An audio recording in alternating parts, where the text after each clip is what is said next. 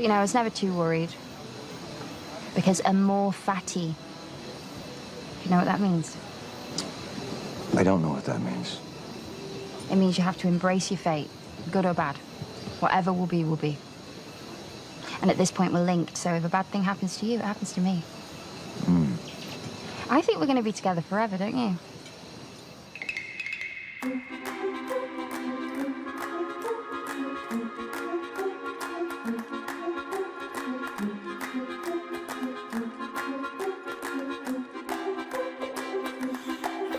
Hello and welcome to the White Lotus official podcast companion to Season 3.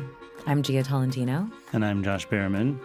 And welcome to the last hurrah, the bonus episode for our Season 3 companion podcast. We'll be talking to Aimee Lou Wood later on. But first, we're just going to be talking about the big things of this season. What the fuck was this all about?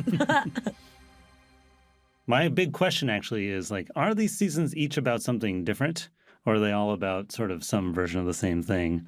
We started off early on talking about my whole kind of my special private thesis about season 1, which is that it wasn't about wealth or money or privilege, that it was actually this story that essentially explored Buddhist ideas of suffering and happiness.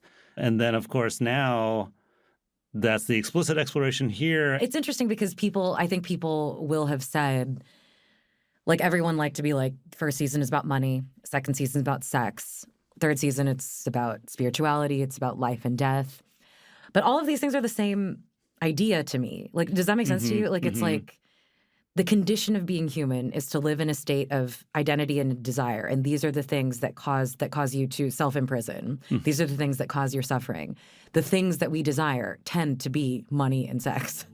Right? So it's it's the same, it's always going to be the same mess of themes to me. I mean, there's an aesthetic tilt towards one thing over the other. Season 2 is so hot, Sicilian, it's a very bodily season, et cetera. And this, there's lots of eternal return. There's a lot of bouncing droplets. There's, there's a lot of, you don't know what time it is of the day because it's this golden Thailand hazy. It's always magic hour. It's always magic hour. It's 10 a.m., it's magic hour. 3 p.m., magic hour. Middle of the night, somehow still magic hour. But you know what I mean? I think your theory is correct. And I think it's also, I think it's every single story. And I think that there's no real difference between the prison of identity and the prison of desire for money, the prison of desire for sex that you can't have or even sex that you can. It feels like the same exact question to me. Yeah. Well, I was thinking about your response to kind of the Buddhist treatise about season 1. You're like, well, all stories are in some way about needs. But I think what's actually different in this case, the point is, in fact, that all those needs are irrelevant, right? So that because if the whole idea is laying down this kind of Buddhist foundation for the story, it's everything else that everybody is saying is basically irrelevant, and only what's relevant is how you look past all those needs and sort of discover something. Because in a traditional storytelling, you'd have the need set something into motion, and then the plot gets resolved. And then as we see now in season 3, the resolution of season 3 entails this kind of overture with the monk saying the attempt for resolution is also causing you suffering. So what if there is no resolution, right? And what if the story doesn't need to be resolved and it doesn't, and you don't need to have anxiety seeking resolution all the time. Right. And season 2, it does feel pretty distinct because it is this bedroom farce where it's about how to actually manage your needs in daily life with the transformation of the sexual politics of the foursome. And there's sort of a trade of insight and wisdom in that process. And so in that case, those characters are learning how to manage their selves and their identity in their daily life, whereas season 1 and 3 were about sort of escaping the needs of your daily life. Yeah.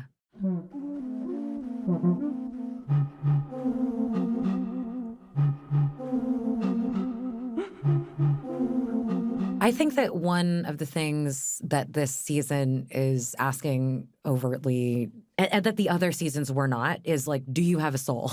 Do you have, simply, do you have a soul? Which of these characters has a soul?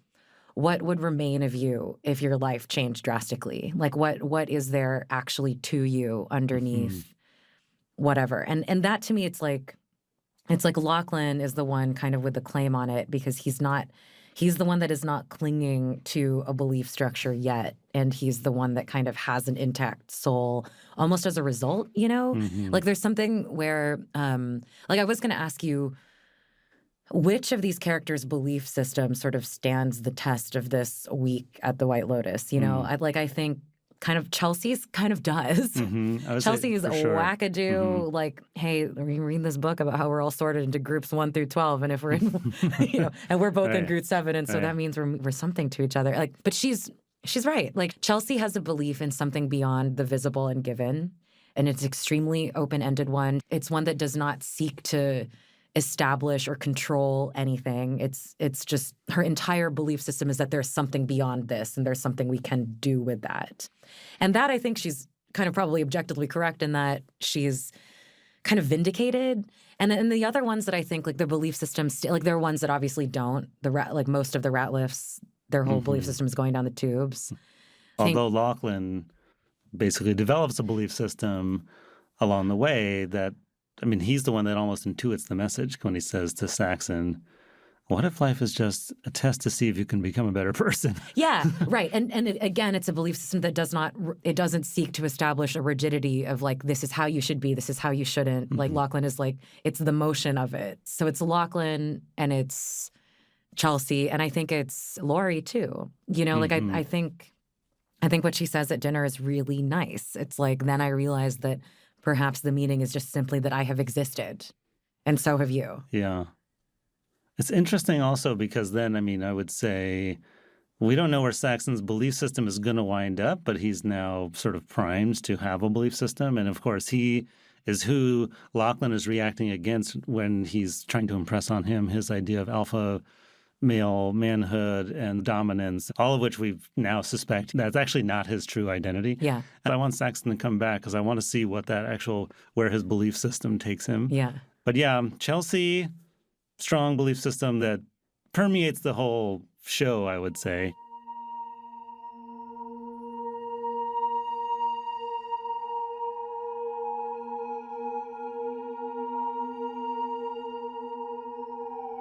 There's something in here about whose sense of self is capacious enough to accommodate multiplicity. Like the people whose sense of self and sense of identity fails are the ones who understand their identity to be one of, it's the most rigid ones, right? It's like Victoria, it's like probably Jacqueline and Kate, you know, that their sense of self and identity is just very firmly in a bounded, checkmarked, good, admirable, visible, you know, and that is me, and everything else is folded into that narrative. And the people whose senses of self don't trap them but ground them and free them or whatever are the people, it seems to me, whose senses of self are firm insofar as they are open-ended. Perhaps all the way to Frank, who seems to be able to accommodate a 45-hour crack binge or whatever. And he's just like, yeah, I'm in my underwear stabbing this mannequin, and tomorrow I'll be doing my ablutions at the temple or whatever. Frank is like, he's achieved some kind of like super Satori state of like, I exist at all identities simultaneously. Yeah. I'm a kaleidoscopic identity. I'm all these different ones in my weird role play and in life. And so he snaps back to being at peace instantaneously, which, I mean, we're kind of joking, but also because that was such a bombshell and almost probably the weirdest thing that anybody will see on TV, yeah, 100% this year, and then but also quite profound, right? Surprisingly profound too. And then where he winds up, even though he's a side character, I think is quite meaningful. You kind of get the impression with Frank, you know, who's like, okay, here's my meth and my knife. and shift 5 of hookers from nightclub downstairs or whatever. And, you know, the next day I'll be back at the temple. Like, I don't know if this is my personal projection onto this character, but I get it. Yeah, I do get it. Do you know what I mean? I don't think that Frank experiences anything as inherently better than the other. Like, I think he probably understands sobriety as something that is a necessary structure for his life to be clear about himself and his flaws and the danger zones. But I don't think he's beating himself up at the temple. the next day as he's Right. bowing. I think he's just like, wow, the great wheel of life contains multitudes. And that was me, and this is me, and I'm a terrible person, and I am a transcended person. And Right. I like how we've decided that Frank is the most enlightened being in the entire season. he is under zero illusions about who he is. You know, like he is not bullshitting himself. Right. He's scrubbed out all of his bullshit. And I don't know, there's something to be said for that. Like there's obviously a hard limit to where self-knowledge will get you morally, but within the framework of the people we've been presented with this season, there is like a profound freedom he has and this absolute self-knowledge of his failures and his freedoms, kind of. Yeah.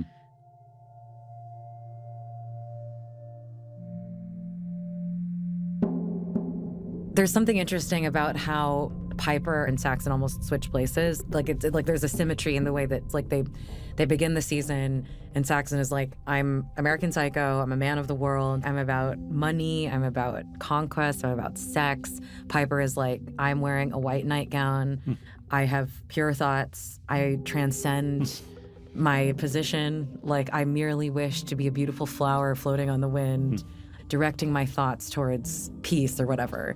And then by the end, Piper is like, like, I'm going to text my girlfriends and set up cocktail night or whatever, you know? It's like, Right. like perhaps... She comes back down to earth. She floats back down gently. Yeah, she floats back down to earth. She's like, okay, what if actually I just stay rich and volunteer bi-weekly? And like, perhaps that's like Right. the version of life that I... And Saxon is like, what if everything I've ever believed is wrong and I need to find love and a soul? And it's fascinating. They switch.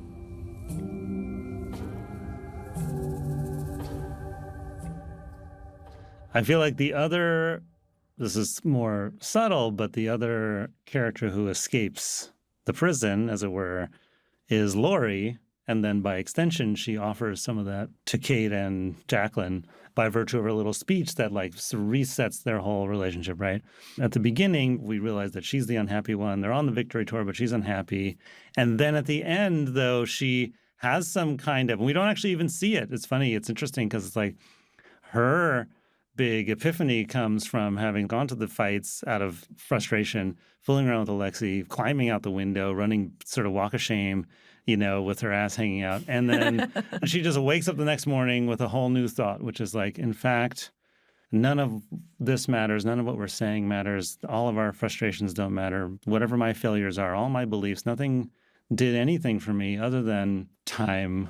The things that happen, that unfold in our lives together, make us who we are. There's no sort of overarching thing. It's its own sort of like Zen meditative kind of mode of thinking. And then she just kind of lays that on everybody, and it's like a magic. It's like a spell, right? It makes an incantation, and their lives together are Finally completely unlocked. changed. Yeah, I think, I mean, really specifically within the dynamic of female friendship that these ladies have been, you know, playing out this entire season, it's extremely important that the way she does that is by instantly unlatching them from mandatory happiness, which is the main thing that has caused all of the characters to deceive themselves. The sort of layered, mirrored, reflecting self-consciousness and self-righteousness kind of builds into this nuclear arms race of just perpetual escalation of like, no, I'm happy and I've done it right. And this is actually what I've always hated about you or whatever. There are lots of different versions of the life you have, but you've chosen very specifically some relationship to the things that Lori says she's placed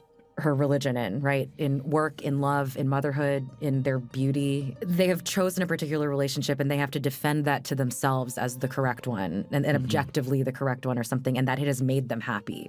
There's this way in which that like completely false structure of thinking becomes almost ingrained as a natural / mandatory one for women, particularly when you approach or hit that age. And the incantation that she utters is like, but what if I didn't have to pretend that I did it right or that I was happy? And then suddenly they're all actually happy. And she says, and I'm just happy to be sitting at this table. I'm glad you have a beautiful face. And I'm glad that you have a beautiful life. And I'm just happy to be at the table. That I found really really well written, that's the magic spell. Her just being like, yeah, I'm actually unhappy, but I'm really glad to be here. Yeah. And I guess the thing that it unlocks in them it's not happiness as they configure it. It's not happiness as they configured it at the beginning, which is something that's visible, that you can photograph, that you can prove.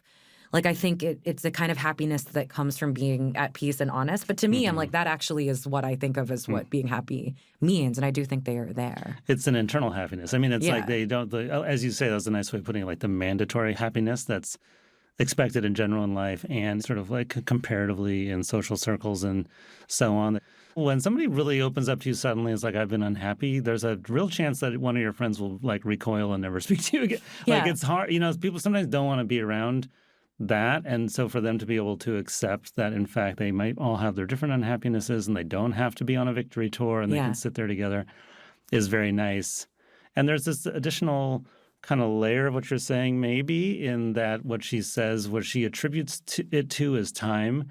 And so for women in middle age, where also part of their self-doubt is like the pending invisibility, right, Yeah. of older womanhood. And time is your foe, right, in Yeah. that case. But then she's like, no, maybe time is actually a gift that we've been given. And we have now time, you know, under our belt. And that's what allows us to be able to sit here with whatever our emotions are and have that happiness be internal. Youth is wasted on the young. It's the pithiest statement about all of the human condition. Rick and Chelsea, it's not. We were really sad watching it. Like, That's not what I want for them. It's not I'm what we want rewriting for it in my them. mind. How can I get over everything he's taken from me? He took my whole fucking life. Stop worrying about the love you didn't get. Think about the love you have. I love you. I'm right here. It's no consolation that they died together. It really does not mean anything in actuality. They should have just continued to move on from the place that they were in at the dinner when he was like, okay, we're going to be together forever. Like, Chelsea was right about what would happen to them, but she ends her life in utter horror at what her beloved is doing to himself and thus to her. Like, she ends the show knowing that the snake is out of the cage and coming for her calf and she's going to actually die this time or whatever. And we hate that for them.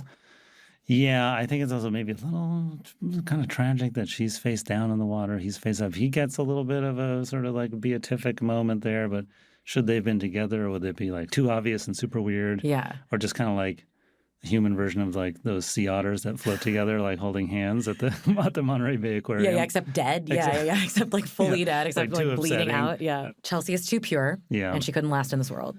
I wonder now, so let's say that they are together in the next life, as she says, but she was in the final moments of this life confused and annoyed, or like, what's Rick doing? So is it going to be like in the next life, they'll be like, in Beetlejuice, well, she'll be like, what were you thinking? Like, she'll be like haranguing him when they're in the waiting room to get to go be turtles or whatever. Yeah. She's going to be like, come on, dude, why did we even come And he'll back be like, to the hotel? I know. We shouldn't have even been at breakfast.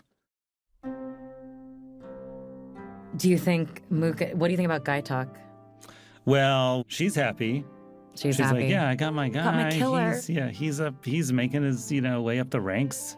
He's got his shades on, but you see that he has succeeded, but now has to live with himself as a person he didn't want to be for the rest of his life. So Yeah. he did not get a happy ending. He's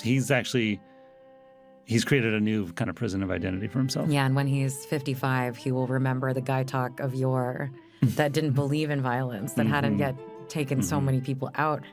And Yeah. he'll look at his beautiful wife and think, God damn it. Yeah, I was did it it all worth for you. Yeah. Well, it's funny, like, he experiences his evolution into cosmopolitan bodyguard and successful killer as a compromise and a degradation of some truth about him.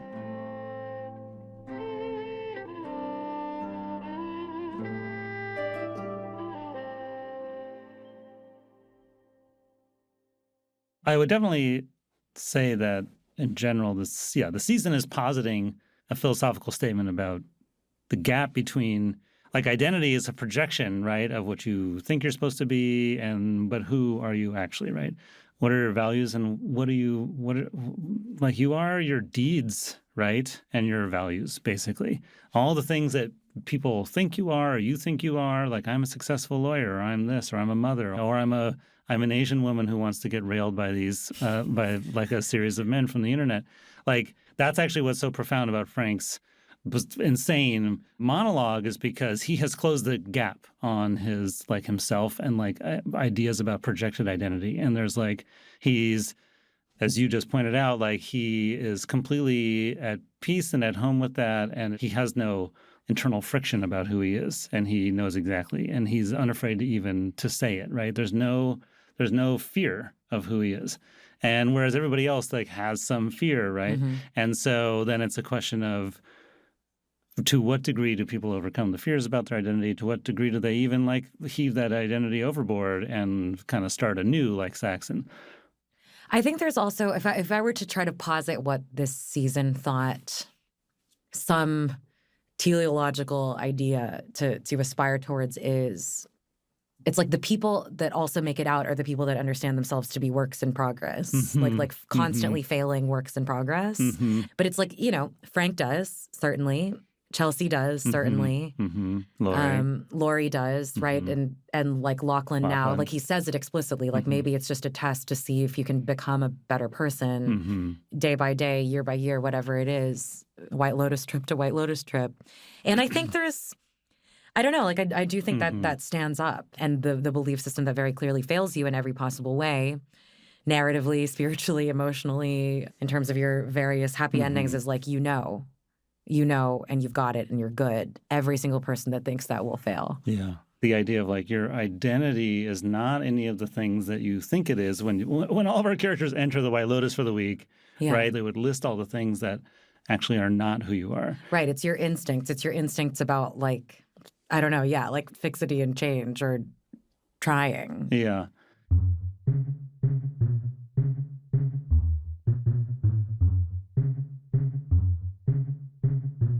And now we get to talk to Aimee Lou Wood. Welcome, Aimee Lou Wood, to the bonus episode of the White Lotus official podcast. Hi. Hello. Nice to see you. It feels like my funeral.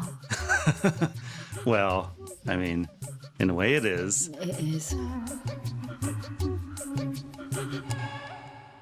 So we're hearing this after the finale is aired. Do you know what happens? Can I spoil it for you?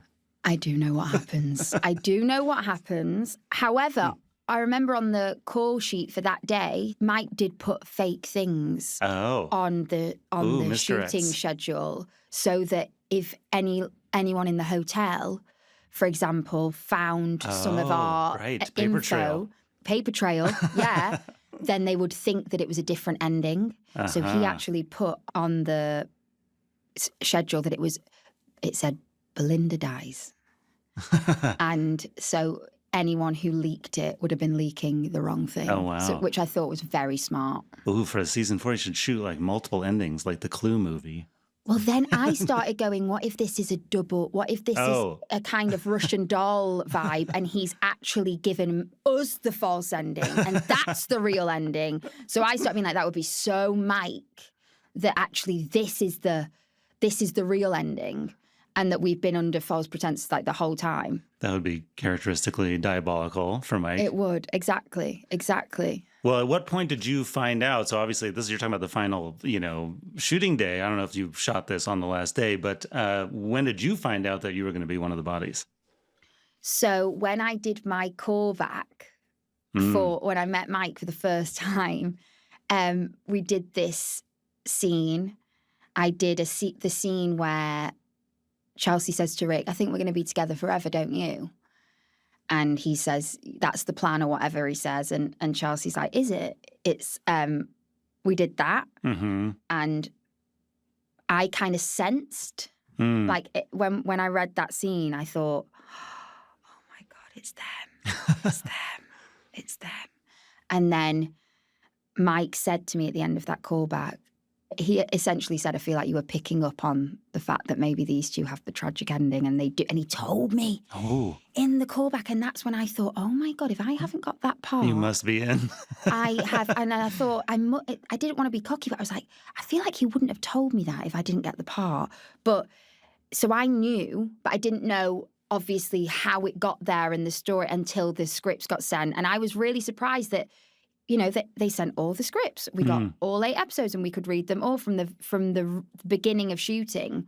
I thought they would do a kind of, you know, 2 at a time vibe or something.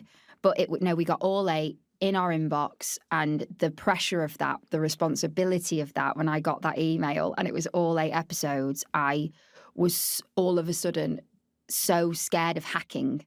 I was like, someone's going to find them, and it's going to be me, and it's going to be, this is from Aimee Wood's account, and we've got all the information, and because it's so, you know, important to people, and people don't want the story to be spoiled, and they don't want, you know, they want that. They think they do. Like on the street, people will think, they'll be like, just tell me, just tell me, just tell me. Like I've been getting it so much this week where they're like, just tell me, is it you? Is it you? And I'm like, please. Guys, seriously, you don't want to know, because for this instant gratification right now, you're going to ruin, you've been invested for 8 weeks. You're going to ruin it for yourselves. Just don't push me. Yeah. But now I'm so ready for everyone to know, and I'm so ready for it to just be, because that is, I said, you know, I got told that secret at 29 years old. I'm now 31. Oh my God. I have been holding this The secret. spycraft involved. Yeah, exactly. I have felt like a full-blown spy. And I think You're living a double life. I know, it feels like that. And also it's so... Secrets corrupt. I know. You're only as sick as your secrets. You know, it's like it's a relief that it's coming out. And I also think that it's odd. It's an odd thing to know that you're the sacrificial lamb, especially when there's people coming over being like, you know, as long as it's you that doesn't die, as long as it's not Chelsea, I don't mind who it is, as long as it's not Chelsea. And I'm like, I can live my life if Chelsea lives. She must go on. The people coming over and just saying that, and I'm trying not to move my mouth or move my face in any way. And they're like, it's just, it's been a lot of pressure. Yeah. Well, to that point, I mean, there's that kind of nice little... It's kind of small soliloquy, and Chelsea says, like, well, I'm hope and he's darkness, and one of us will win. It's a battle. Yeah. But then darkness won, and I was sad about that. That made me genuinely sad. I know, and the thing is that Mike is, because as I've said a lot, you know, I think people think he's probably quite cynical as a person because his writing is so searing and so scathing and so acerbic, but he is an optimist. He is so playful. He is so mischievous. He's so like Chelsea. And I would watch him on set, you know, running about, and his laugh just floating through the wind, that like majestic laugh. And you just feel so great when you hear Mike laughing. And he's joy. He's very joyful. And I saw a lot of Chelsea. Obviously, he's in all the characters. It's the White Lotus. But it's like, you know, I saw so much Chelsea. And then I thought, and of course you're going to kill Hope, Mike. It's like, you're going to give the show this warm kind of, you know, optimistic person for kind of the first time in a way. Like someone that purely optimistic and that purely, you know, romantic. And you're going to, of course you have to kill her. Of course Mike White has to kill her. Of course he has to kill Hope. Because it's like, he can allow it to be in the show, but then he also has to be like, but it's still the White Lotus. It's still the White Lotus. And I think it is tragic, but I think in a really kind of macabre way, she does get what she wants.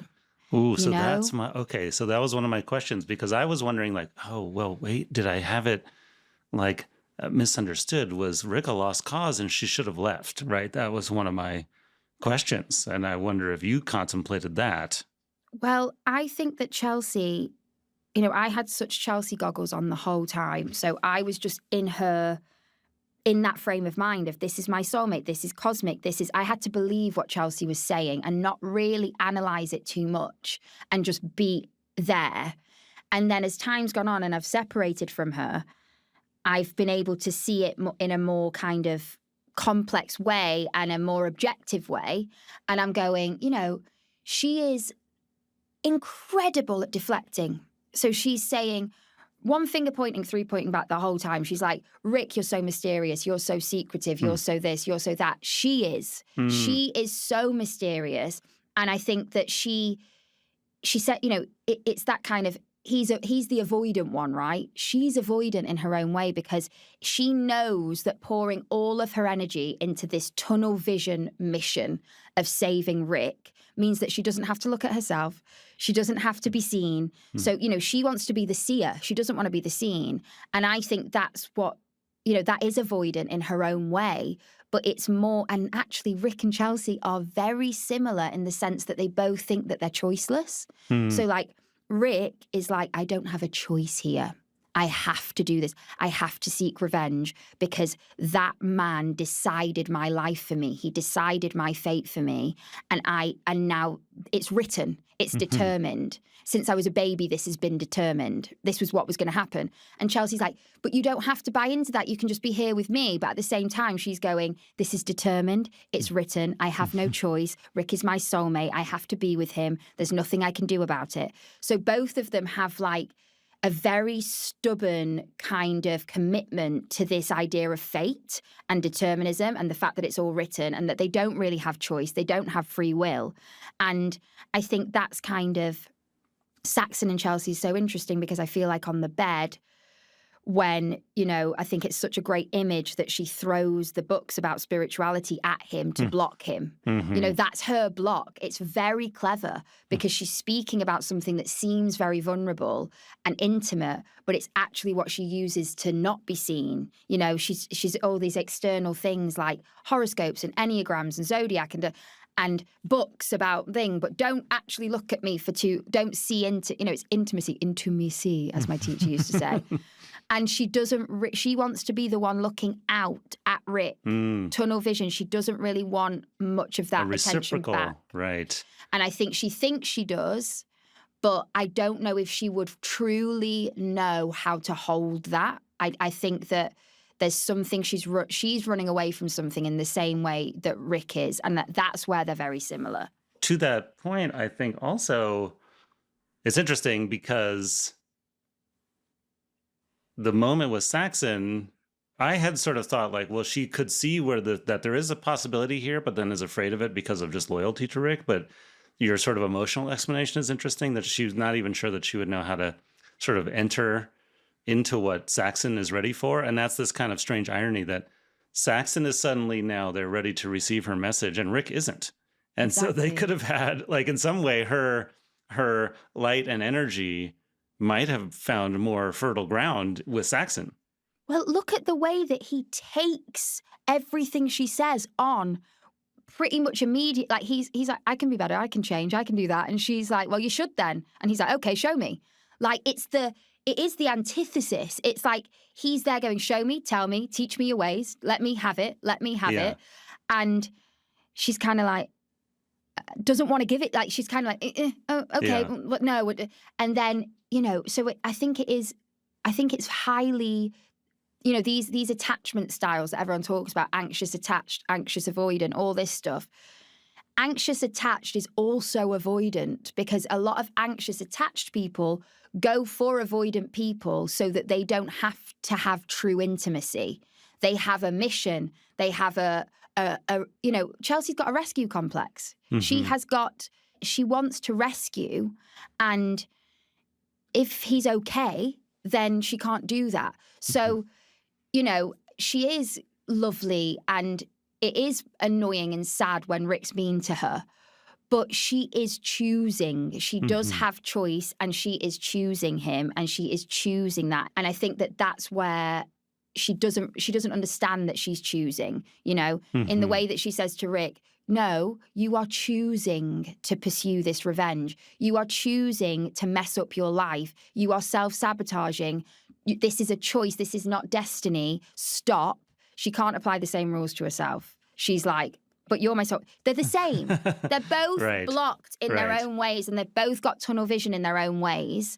And this is the kind of, you know, it's where they are kindred spirits because they both have this grim determination and this death drive. I think it's this scorpionic death drive that they have. You know, Chelsea says it from the beginning. She says, I will bring your joy back even if it kills me. She says it it's like, bad things come in threes. She's obsessed with, she's always, like, her proximity to death is, it's there all the time. She's constantly talking about it. She's constantly, and I think that when you see her on the boat with Chloe and she says, why is it all about him? Why is it all about his feelings? Bad things have happened to me too. And you don't see me walking around feeling sorry for myself. I think that's one of the most truthful moments you ever get of Chelsea is because she's present. She's with Chloe. She's not thinking about Rick. She's all of a sudden actually reveals something very true about herself. And it's a very rare moment for her. And I think that that's what she's scared of. When she stops focusing on him, these feelings come up and whatever her past is comes up. And so she's created this incredible distraction from her own stuff, which is Rick. I think she is tricking herself into thinking she can save him. But actually she's like, if he's going down, I'm going down with him. Peace out, everyone. We're out of here. We're birds of a feather. And I think that she's romanticized that. And I think that it is the whole Bonnie and Clyde of it all. It's Butch Cassidy and the Sunlight. It's Thelma and Louise. It's like I think she's actually quite game for that. I think she is, very impulsive and purely about passion and feeling. And I think that there's a part of her that knows in her gut that it could end badly. And there's an almost quite scary fearlessness about that because at least she'll then get, she says, we'll be together forever. Let's stay in Thailand. She is a mystic. And that was a lot of Mike's direction was like, Chelsea's weirdly calm. Like she's weirdly calm about this thing that she's saying. She's almost, resolute in a quite haunting way because it's someone who's so full of life, but with she's got such life force, but such a death drive at the same time. Both of them are really going hell for leather. Yeah. And this frees her from having to make any choices as well, right? She doesn't have to. She does not have to go live the complicated life that would have emerged with Saxon after they had after she initiated him into the spiritual path with some tantric sex. Yeah. That is being truly vulnerable and having true intimacy is terrifying. It's terrifying, and we all do a lot of acrobatics to avoid that, emotional, mental acrobatics to get away from that. And we convince ourselves that we're not doing that, but we are a lot of the time because love and loss they go hand in hand. And if you're truly, truly letting someone in, the loss, the feelings of the potential loss, you can't avoid it. It's like grief is the admission fee you pay for love. It's all that stuff. So it's like, if she loves him and she's not getting much back, there's something about this, destined tragedy that makes her feel in control of the tragedy rather than what could arise with someone who... Which is fluid and unknown and uncertain. Exactly. Yeah. There's a certainty that I think she craves. And Rick, weirdly, his lack of certainty about her gives her certainty. So if someone's certain about her, she then has to be uncertain. So it's like she's taking up the quota for certainty. And it's what Esther Perel says. You split the ambivalence. Couples do this. One person takes up the, I have no doubt about this relationship end of the spectrum. And the other one takes, I'm not sure. I have all the doubt. And the truth is, both of them are in the middle somewhere. But we split the ambivalence. And Rick and Chelsea have done that. The truth is that Rick is probably like, I quite love this girl. And I actually kind of think she's great. And Chelsea's probably like, I love him, but he drives me mad, right? But they've taken she's like, I'm 100% you're my soulmate. And he's like, no, you're not. And so it's so tragic that the moment that they do actually meet in the middle, they only get that middle ground for a night. For a second, yeah. It's like one night only, and they're right there with each other. They're right in the middle, which we've seen little bits of in like their intimate scenes where they can be physically together. But you just get that glimmering moment, and then Mike just takes it away. I've learned something thinking about the character from this conversation, so thanks so much. Oh, I'm so glad. Thanks, Josh. Yeah. I really want to speak about this for hours. It's such a relief to be able to talk about it with someone. I know, right. Yeah. Well, thanks so much. Thank you so much. Thank you so much, Aimee, for coming on the show. And thank you to everyone who's listening for coming along with me and Josh on this journey. And now we've come to an end. Oh, I know, it's so sad. It is really sad. I'm sad the season is over. Well, it's been fun to watch the episodes, watch them together, and then run right into the studio and record. We convinced our producer that this is the greatest season by virtue of our incredible analytical ability. Thank you to everyone that has listened to us yap and yap and yap. Thank you for joining us. Goodbye.